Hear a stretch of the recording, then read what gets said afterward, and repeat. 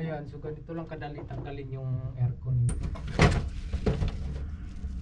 Oh, ito, tanggalin mo lang 'tong dalawang roscas na to, tapos ito pero sa ngayon, bago naman kasing ano to, palit na aircon, filter lang yung linisin natin. Ayan, kita nyo kung gaano kadumi yung filter, oh.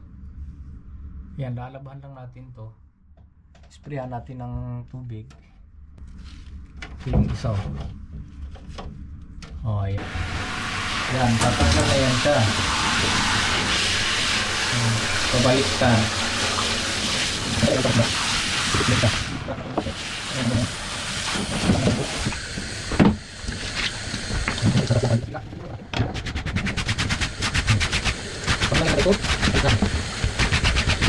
Jadi tayo para nakita ko natin bahay natin.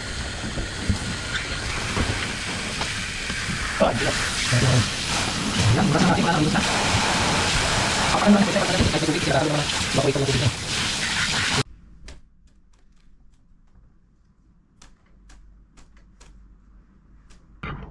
Paano magbalik?